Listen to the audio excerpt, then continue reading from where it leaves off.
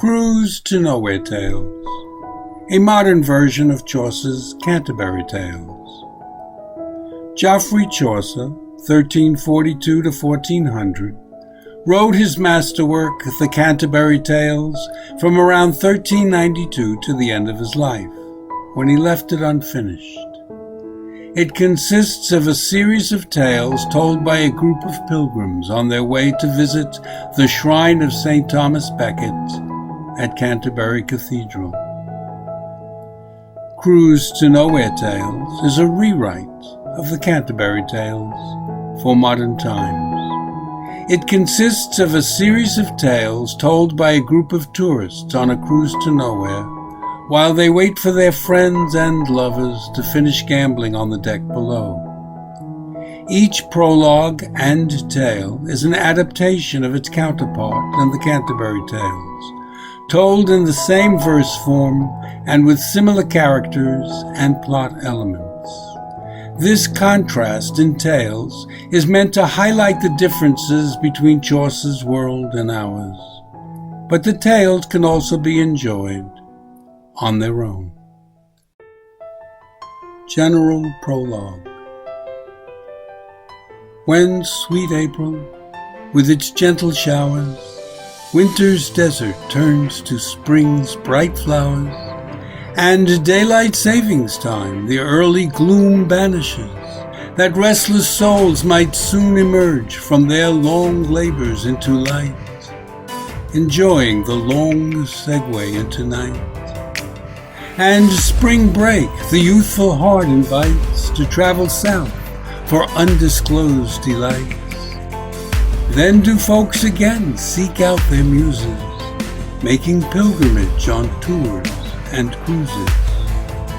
Some spend 10 days on islands in the sun, while others tour 3 cities on the run. Still others like to gamble, win or lose, on land or on a luxury liner cruise that sails to nowhere 2 nights and a day, for time out on the sea to rest and play. On such a cruise a friend and I set sail, she to gamble, I to hug the rail and search the emptiness for long-sought peace, as she in poker looked for her release, both of us worn ragged from the fray that was the substance of each working day. After dinner and a little dancing, a stroll out on the deck, some light romancing, she went down to try her luck at cards, leaving me to turn back to the stars, wondering why neither of us said the words we acted out each night in bed. After a while, the chill drove me inside, into a bar where others chanced to bide their time until their partners finished playing, and so I listened to what they were saying. "By God," the bartender said, "I swear TV holds not a candle to a tale at sea, told with vigor, sailing with the wind till it reached port, no sailor left behind."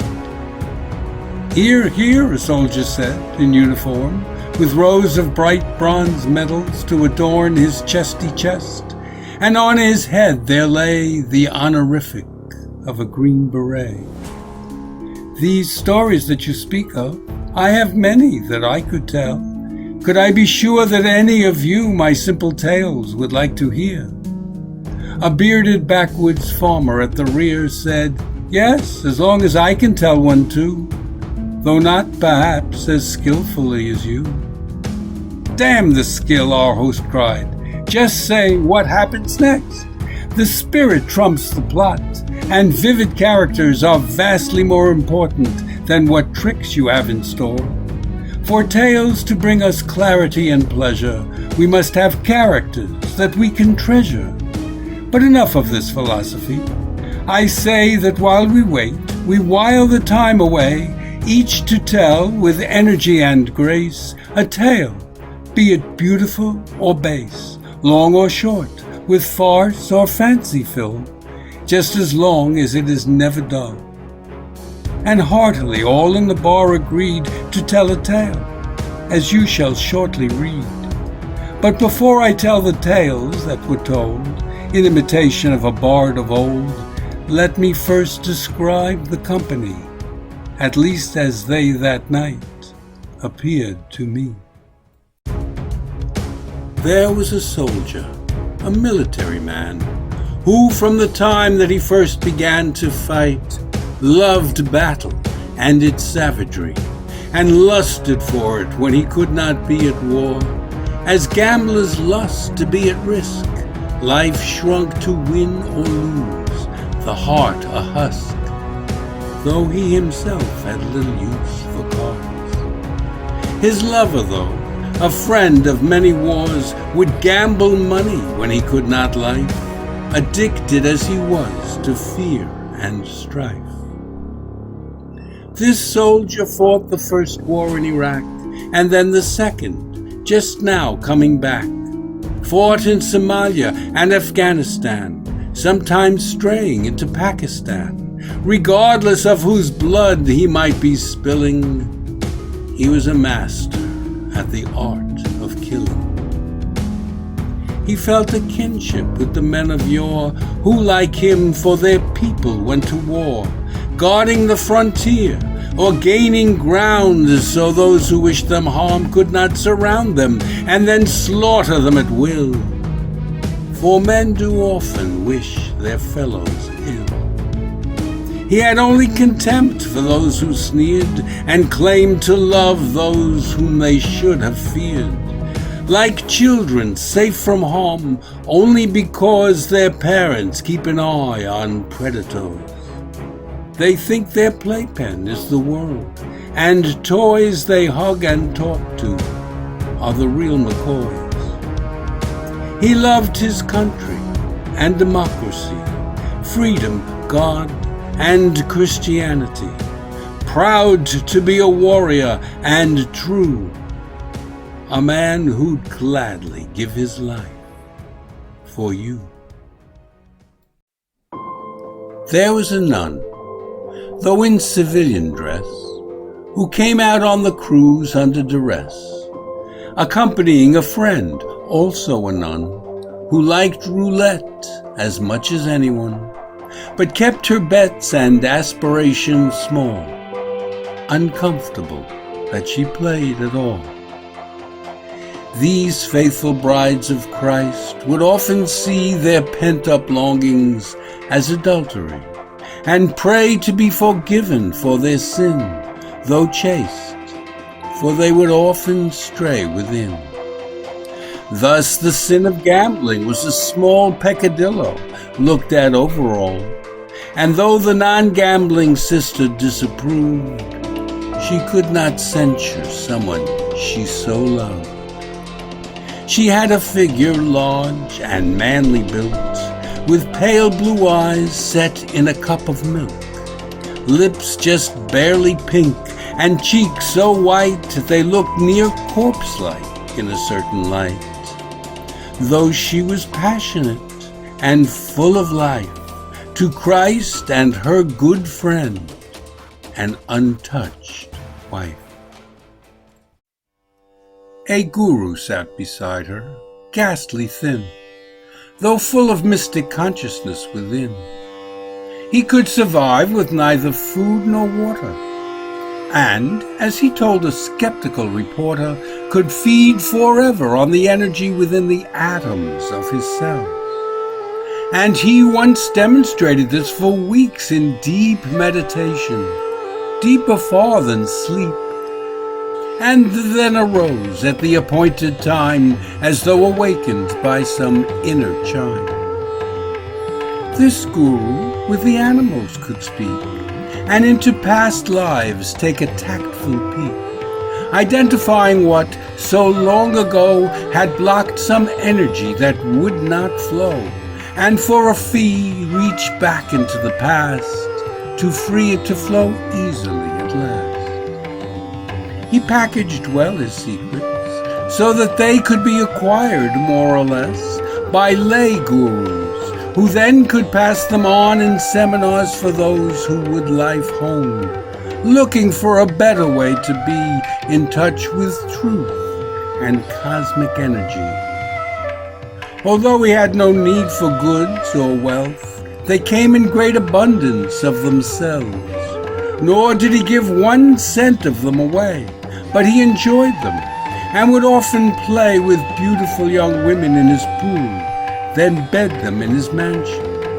For the cruel fates of billions gripped by poverty were rightly their responsibility, and all that he acquired rightly his. He had a Jesus beard, his hair a frizz high off his narrow head, and haunting eyes as big as saucers wandering the skies.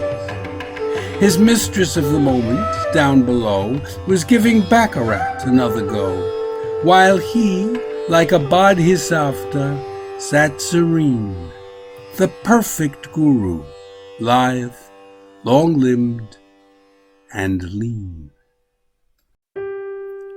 There was a therapist, a woman fair, who cared much for the patients in her care, mostly girls who were, as she had been, afraid to eat and dangerously thin. She would have died but for her therapist, whom she became, but with a common twist, for she could copy only what she saw, but in her mentor there was much, much more. So she became a stripped-down version of the woman who had saved her through her love. She loved her patients too, but could not be beyond that love a person, whole and free, as though she were an algorithm used to debug children who were self-abused and had no function other than that one, leaving her emptiness when done.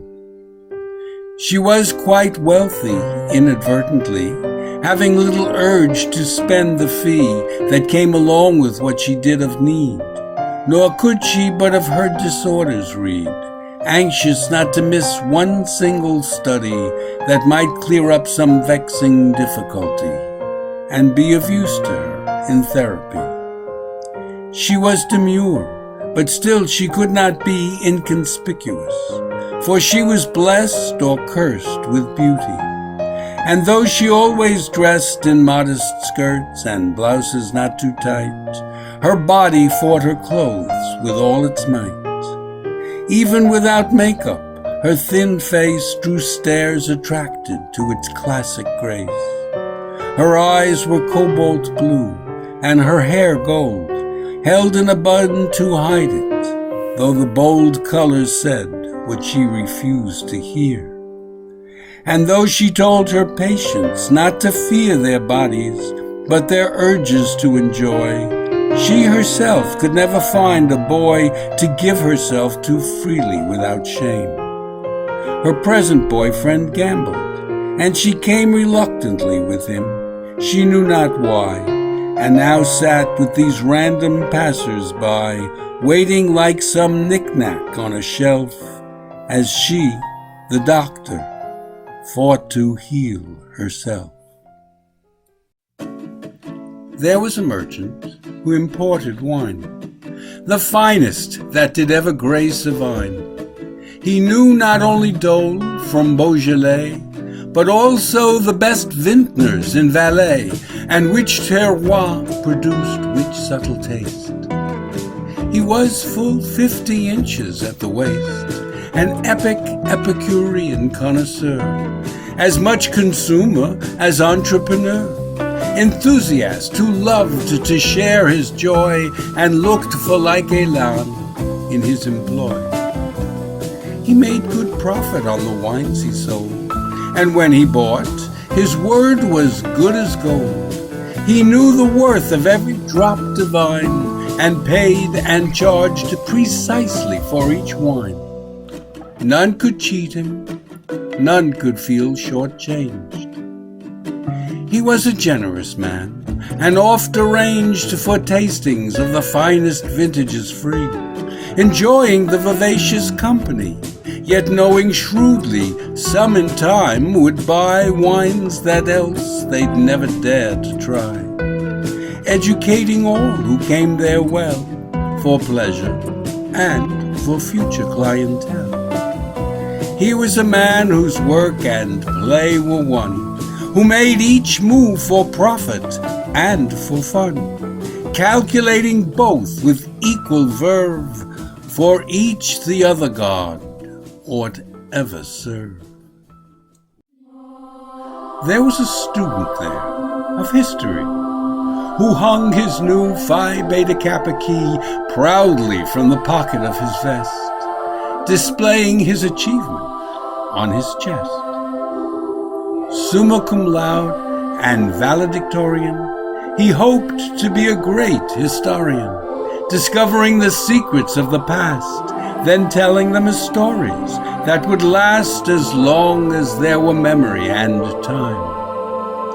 He thought the old historians sublime, and venerated Parkman and Prescott, Henry Adams, Gibbon, and the lot, and loved old letters, ledger books, and rolls of who paid taxes, judgments, fees, and tolls, springing most to life among the dead, although he was but 30 hours wed, his bride now gambling happily below.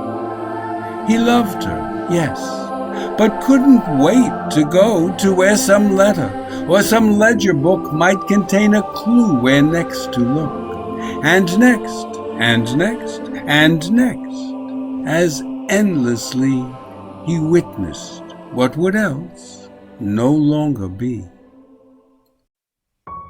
There also was a lawyer there, who could turn topsy into turvy, bad to good, convince a jury one way, then the other, and make you think your sister was your brother. He had a silver tongue that said what paid, and was worth every penny that he made, charging by the second on the phone, so some, to say hello, took out a loan. And if you could not pay, that was too bad, for he'd take all the money that you had, or borrowed, begged, or stole from who knows where. He would save bin Laden from the chair, or Hitler from the charge of genocide, just so long as they could pay to ride. He said that all men had a right to him. It wasn't his place to inquire within. The law gave all the right to a defense, regardless of their guilt or innocence, as long as they could pay the lawyer's fee.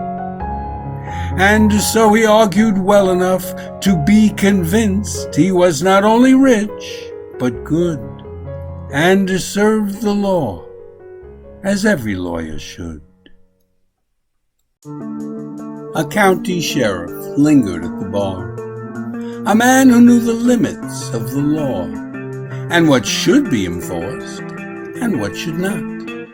For laws can overregulate, and ought to be applied with wisdom and restraint. When battered women filed a complaint, this sheriff would invite the husband in, and match him shot for shot with scotch or gin, allowing him to growl about his wife, and how the bitch was ruining his life, then twist his arm until he screamed with pain, and tell him if he touched his wife again, he'd personally beat him till his balls went bouncing like 2 ping pongs down the hall. He kept his county orderly and clean, and was by reputation fair and mean.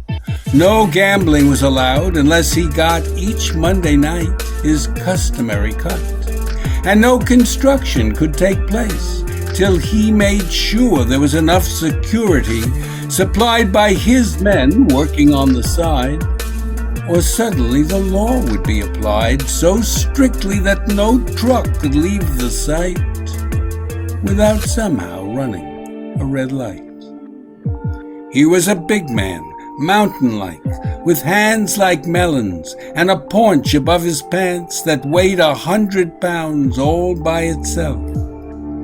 Nor did he ever flaunt his well-earned wealth, but lived just like folks who liked the way he ran things, and so each election day gave him their votes, as many times before, more interested in order than in law.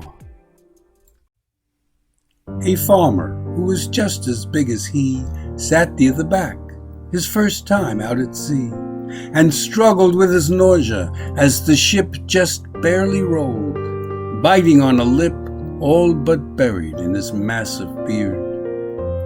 It was, in fact, far worse than he had feared when wife and daughter dragged him on this boat.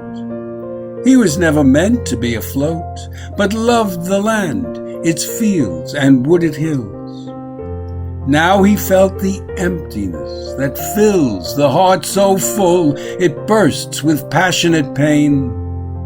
Oh, never would he put to sea again. He was organic, strictly, and his farm would never do its ecosystem harm, but balanced this with that so expertly that bounty could be gleaned eternally, the only input being sun and rain, and compost, turning garbage into gain.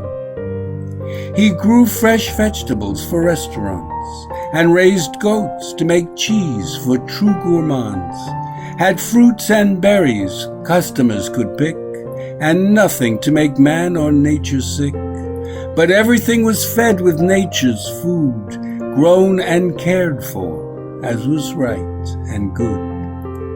He talked to plants and animals all day, and understood just what they had to say, sensitive to nuances of needs, expressed through colors, textures, blooms, and seeds, and taught his interns everything he knew so they might be organic farmers too, and help him nurse to health the sickly earth that to all living things had given birth. His farm was not a business, but an art, whose beauty gave sweet comfort to his heart. The chef was also visiting the bar, having finished for the day, a star among seagoing master chefs who could make even cheap and frozen foods taste good. He made a single cream stock and pureed each day a different vegetable, so made of one soup many, and he did the same with gravies, sauces, toppings, in the name of offering his guests variety, though there was little to be had at sea.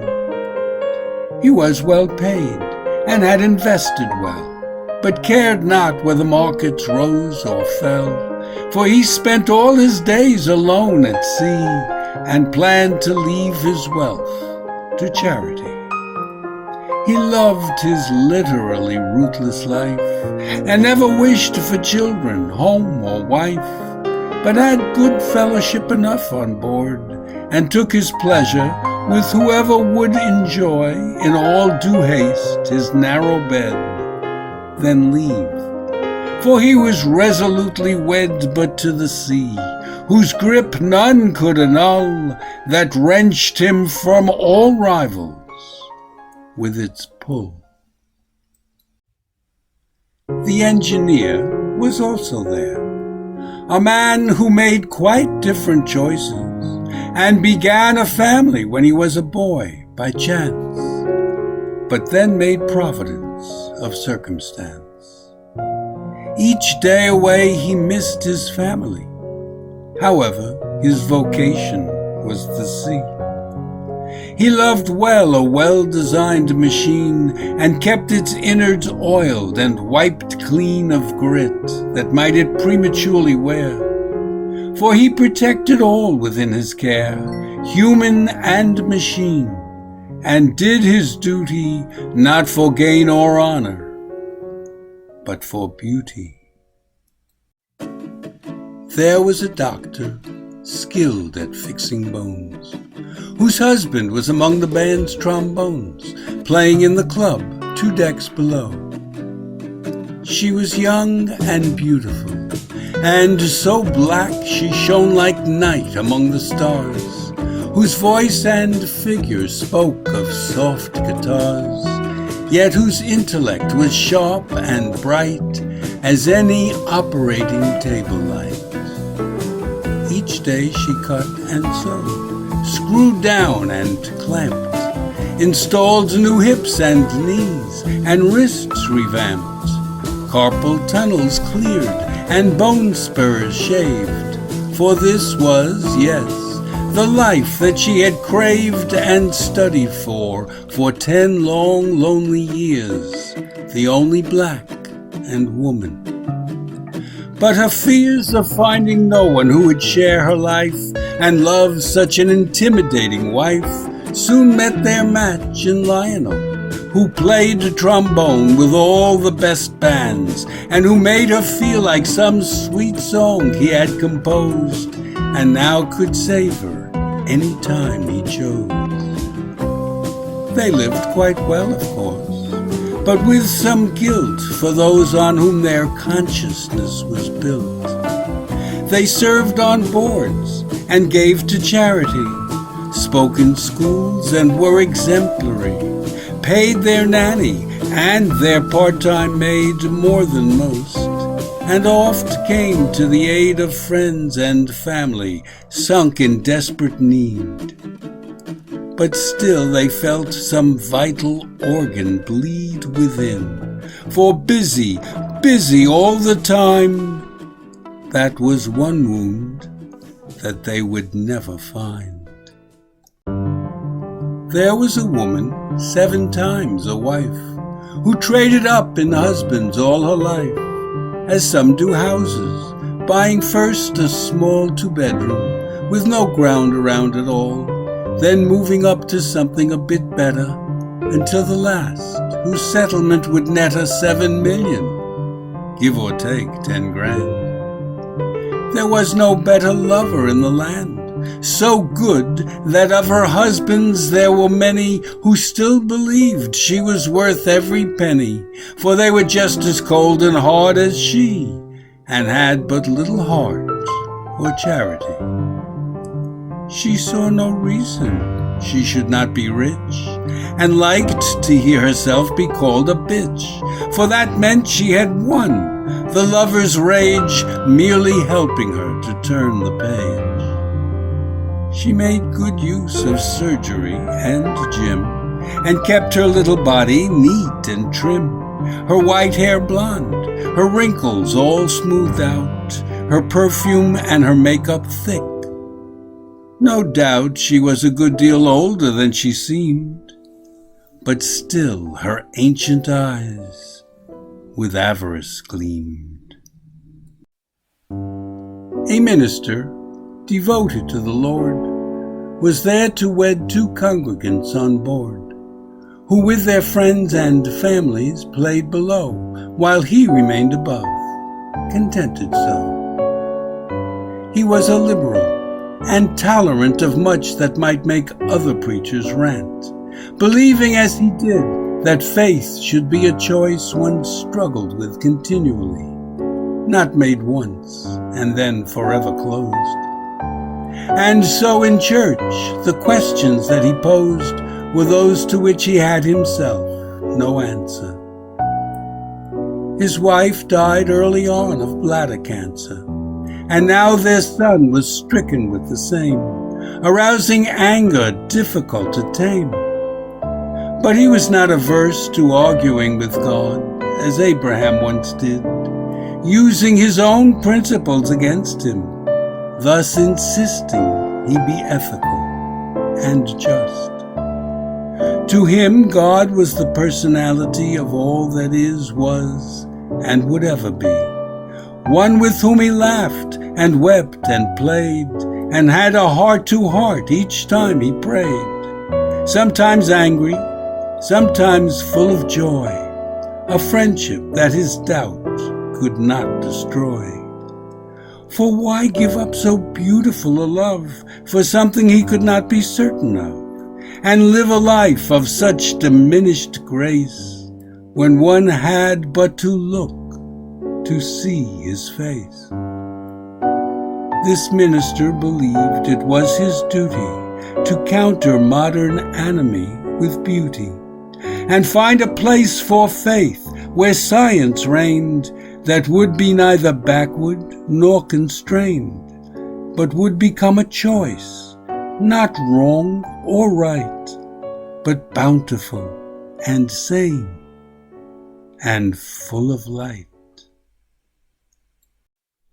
A baker and a buyer also there, a mayor, salesman, an entrepreneur, and I were all the others that there were.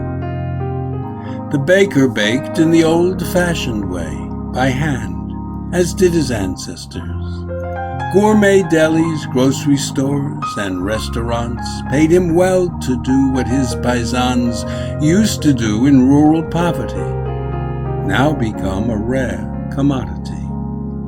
How strange, he thought, that what the poor would eat was now exclusively for the elite. The same ingredients, techniques, and taste that were ubiquitous before erased by modern greed, that made of people things and severed them from all that gave life wings.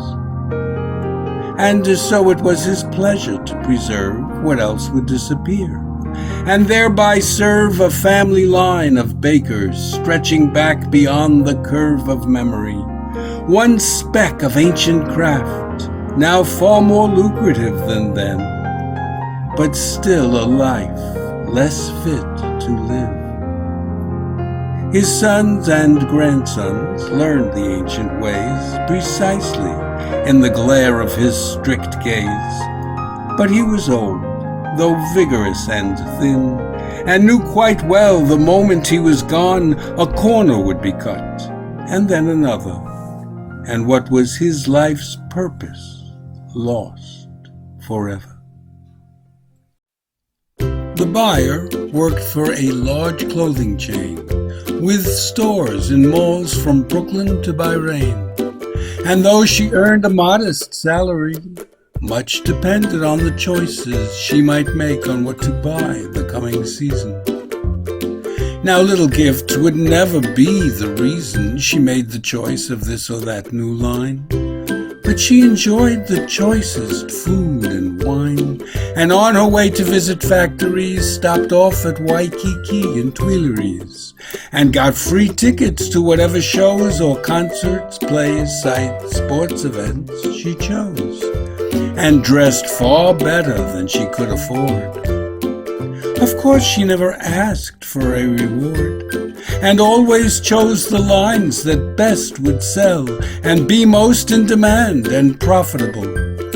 She had good business sense, an expert eye, and knew somehow what customers would buy 2 years ahead, what numbers would be hot, and figured in her head, right on the spot, the price that should be charged, and what would be the markup on whatever she might see. She thought only of her employer's good, because she knew that all her vendors would shower her equally with gifts galore, and so she could be loyal to her store. She was past middle age, but trim and pert, and still looked pretty good in her slit skirt. With her was a salesman, much younger, who came to share her cabin out of hunger, not for her body, but her company, that is the one she purchased for he was desperate for a lucrative commission and hoped thereby to narrow her decision with just a little romance on the side, perhaps a bit more suasive than a bribe. While she enjoyed the sexual attention without the slightest post-coital intention of buying anything he sold, which was too risk-averse to generate much buzz. These lovers, then, were sitting at the bar, holding hands, as though no truth could mar their happiness, as both parlayed their parts, haunted in the hollows of their hearts. The mayor was part-time, of a tiny town of neither interest, quaintness, nor renown, now a bedroom of a major city. Once, long ago, some might have called it pretty, but now it was developments, the same as any town called by a different name, just rows on rows of models ABC sprawling out as far as one could see. This mayor was an associate professor of urban planning, no less, and, God bless her, had tried hard to apply the principles that she laid out in learned articles. But alas, sometimes the plainest truth cannot with real life share a leaky roof. For life is devious, while thought is clear, and what one thinks is there is often here. And so it was with her. The plans she wrought sat like lovely toys that no one bought. Developers would maximize their profit, while citizens would do their best to stop it. To court and back, and forth and back things went, until when funds and energy was spent, a compromise was reached, in which her plans just barely peeked their heads above the sands. A textbook case of textbooks being wrong. She knew she should have known that all along, and turned her posture totally around, keeping both feet firmly on the ground. Her first priority was re-election, and so she made each personnel selection not on competence but loyalty, rewarding those who worked most valiantly to get her votes or gave to her campaign, and got their wealthy friends to do the same. The next was keeping taxes low, and then keeping things just barely going when previously she would have called for change. For things that are hard to rearrange. The ecosystem works, and what is new may often key relationships undo. Self-interest was the only constant here, and so the mayor learned to hold it dear, championing no sensible solution unless it meant a campaign contribution, with which she could reward her loyal friends, an army dedicated to her ends. Nor could construction in that town occur without some agent representing her, receiving in a bag a wad of cash, which she secreted in a goodwill stash dedicated to earning her goodwill, as she gave freely from the common till to local clubs and charities and teams, a Robin Hood of far more certain means. It all worked well, as she well understood, and wrote it down, though of course she could not publish it or teach it anywhere, for these were crimes, as she was well aware. Now here she was, away upon the sea, though still in touch through Apple's wizardry, a handsome woman, smart and single still, whose work had withered what had been her will. The entrepreneur sat near her, on his phone, physically, not virtually, alone, emailing, texting, talking to someone 24/7, always on the run, even when most sitting still, as now, supposedly vacationing.